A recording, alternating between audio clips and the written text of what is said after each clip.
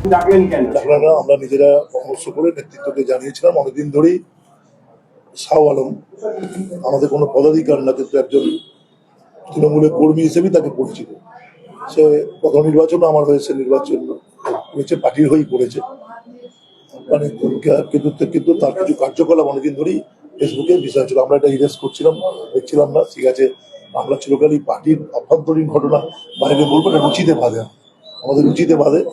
যাই হোক, একটা শুভবুদ্ধির উদয় হবে, একজন সমর্থক, সে ঠিক পথে যাবে।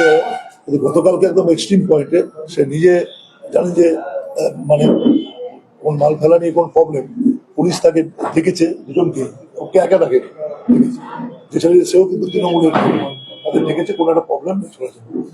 আমি শুনলাম যে পুলিশের কোনো অবজারভার এসেছিল বলে বোধ হয়, আমরা কেউ জানিও না।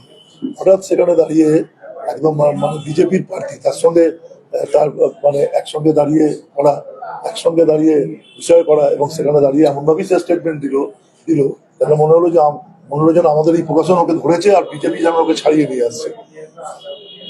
মানে কোন সেই প্রার্থীকে আমি, যেহেতু আমাদের লড়াই হচ্ছে, আমি সব প্রার্থীকে বন্ধু বলে মনে করি, ব্যক্তিগত আক্রমণ করে না, কিন্তু মানে বিজেপির এত উগ্র মানুষ, যিনি 13 নম্বর ওয়ার্ডে গরু ছেড়ে দিয়েছিলেন, যে গরুকে বিষয়, একজন মুসলিম সম্প্রদায়ের মানুষ যিনি গরু ছেড়ে দিয়ে দাঙ্গা বাঁধিয়েছিলেন বকরি ঈদের আগে, বকরি ঈদের একদিন আগে তার সঙ্গে মিশিয়ে মানে করে দলকে অনেকদিন ধরেই দলের ভাবমূর্তি নষ্ট করেছিলেন। আমিও দলকে সবটা জানিয়ে রাখছিলাম, কিন্তু যেহেতু কোনো পদাধিকারী না, আমরা বিষয়টাকে অনেক অনেক গুণ আছে। কোথাও একটি ছেলে আমার আইসিইউ অ্যাম্বুলেন্স নিয়ে একটা বলে বুঝলো, সেটা ক্লাব থেকে মানহানি মামলা করে। কোনো কিছু আদিবাসীদের সঙ্গে ছন্দে নৃত্য, এটা তো এলাকায় একটা কমোশন হয়ে যাচ্ছে, এবং এটা এলাকার মানুষজন বিষয় মানে হচ্ছে। এবং আমাকে অনেক প্রস্তাব দিয়েছিল যে গিয়ে শিশুরা গিয়ে বিষয়গুলো, আমি সেটা করতে দিন। কিন্তু দল থেকে দলের আমাদের নেতৃত্ব এখানে বসে আছেন, তারা শহরের সভাপতি, ব্লকের সভাপতি, আমাদের আফতাবুদ্দিন দলের আমাদের প্রথম সারির নেতা, মহিলা সভানেত্রী, যুব সভানেত্রী, অঞ্চল সভাপতি। আমরা দলের নেতৃত্বের সাথে কথা বলেছি। আমাদের সভাপতি মাননীয় মানে কাকুলি ঘোষদর্শিদা, তার সাথে গতকালকে পরামর্শ করেছি।